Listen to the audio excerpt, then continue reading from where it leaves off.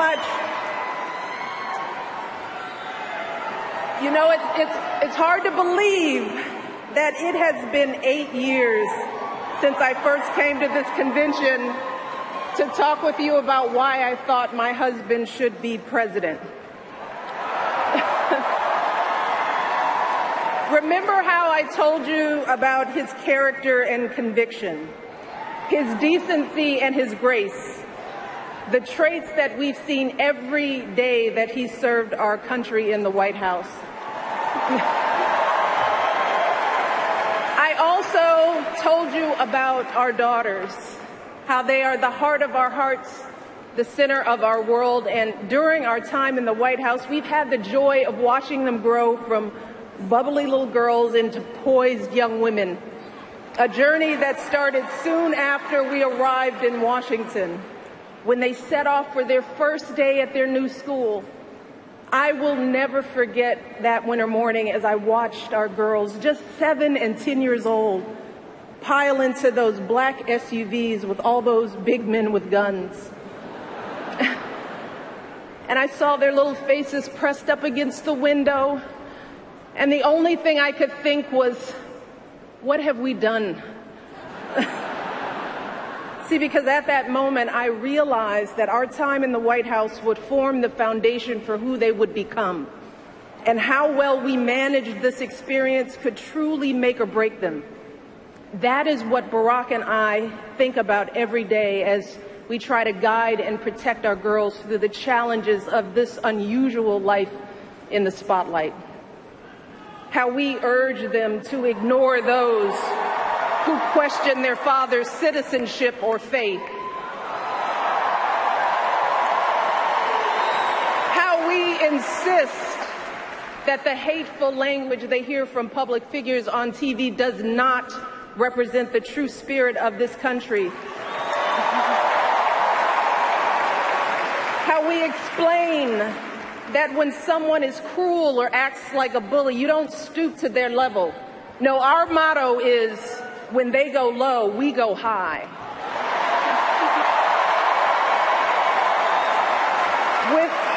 With every word we utter, with every action we take, we know our kids are watching us. We as parents are their most important role models. And let me tell you, Barack and I take that same approach to our jobs as President and First Lady, because we know that our words and actions matter, not just to our girls, but to children across this country. Kids who tell us, I saw you on TV, I wrote a report on you for school. Kids like the little black boy who looked up at my husband, his eyes wide with hope, and he wondered, is my hair like yours? And make no mistake about it, this November when we go to the polls, that is what we're deciding. Not Democrat or Republican, not left or right. No, in this election and every election is about who will have the power to shape our children for the next 4 or 8 years of their lives.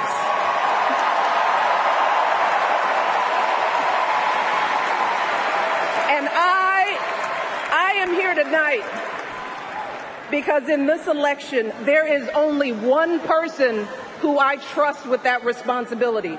Only one person who I believe is truly qualified to be President of the United States, and that is our friend Hillary Clinton.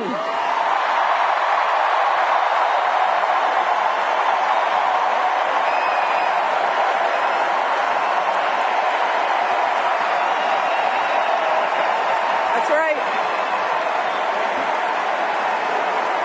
See, I trust Hillary to lead this country because I've seen her lifelong devotion to our nation's children. Not just her own daughter, who she has raised to perfection, but every child who needs a champion. Kids who take the long way to school to avoid the gangs. Kids who wonder how they'll ever afford college. Kids whose parents don't speak a word of English but dream of a better life. Kids who look to us to determine who and what they can be. You see, Hillary has spent decades doing the relentless, thankless work to actually make a difference in their lives. Advocating for kids with disabilities as a young lawyer, fighting for children's health care as First Lady, and for quality child care in the Senate. And when she didn't win the nomination 8 years ago, she didn't get angry or disillusioned.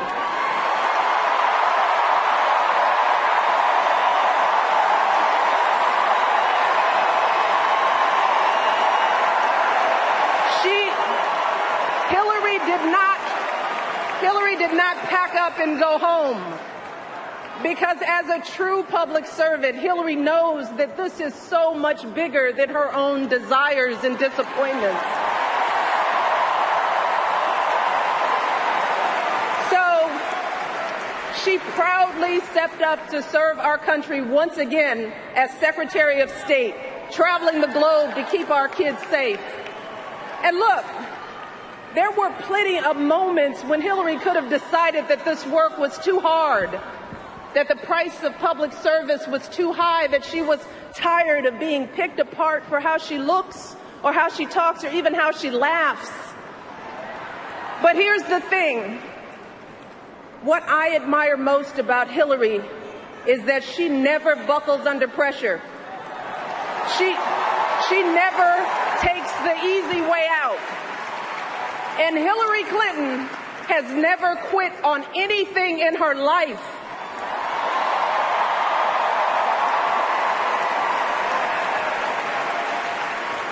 And when I think about the kind of president that I want for my girls and all our children, that's what I want. I want someone with the proven strength to persevere, someone who knows this job and takes it seriously, someone who understands that the issues a president faces are not black and white and cannot be boiled down to 140 characters. Look, because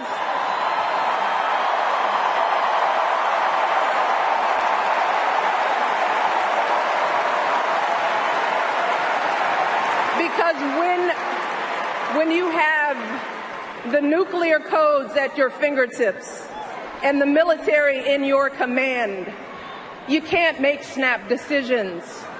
You can't have a thin skin or a tendency to lash out. You need to be steady and measured and well-informed.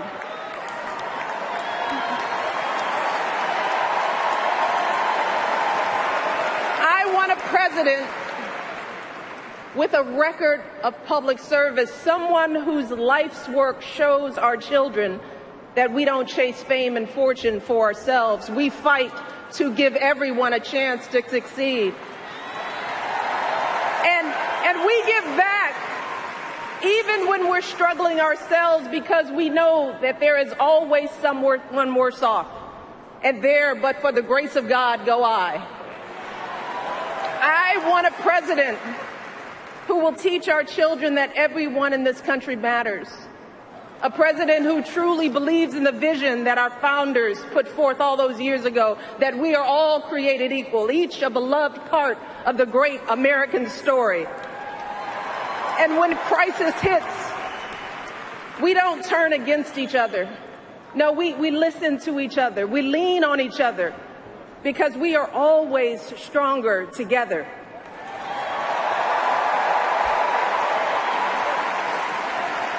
And I am here tonight because I know that that is the kind of president that Hillary Clinton will be.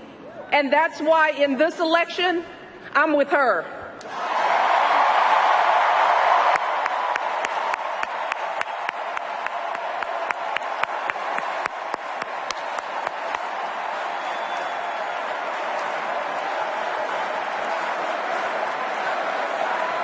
You see, Hillary understands that the president is about one thing and one thing only. It's about leaving something better for our kids.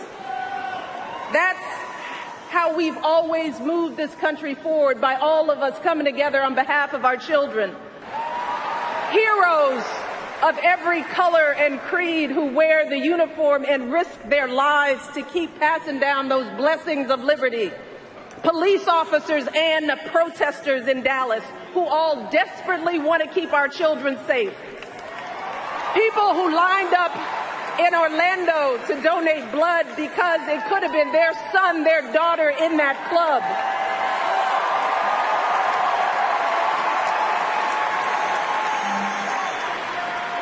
Leaders like Tim Kaine,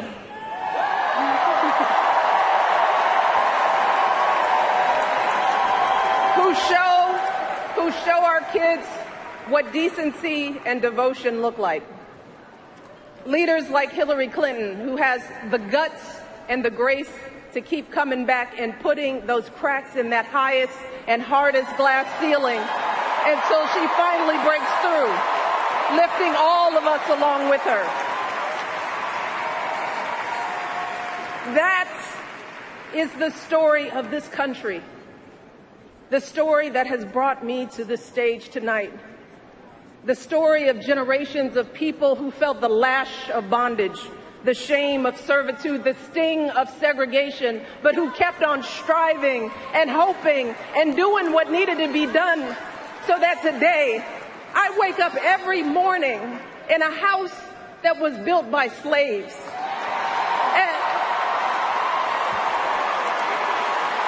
And I watch my daughters, two beautiful, intelligent black young women, playing with their dogs on the White House lawn.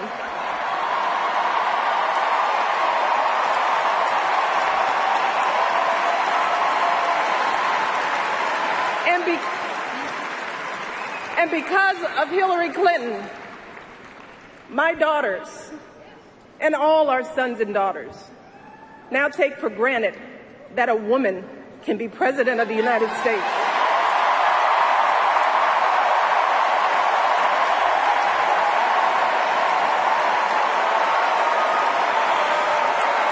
So look,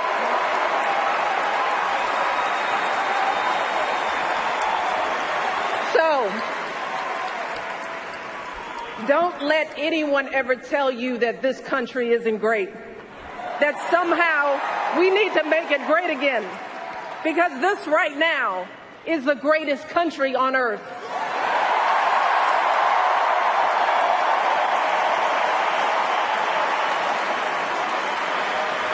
And as my daughters prepare to set out into the world, I want a leader who is worthy of that truth. A leader who is worthy of my girls' promise and all our kids' promise. A leader who will be guided every day by the love and hope and impossibly big dreams that we all have for our children. So in this election, we cannot sit back and hope that everything works out for the best. We cannot afford to be tired or frustrated or cynical. No, hear me. Between now and November, we need to do what we did 8 years ago and 4 years ago.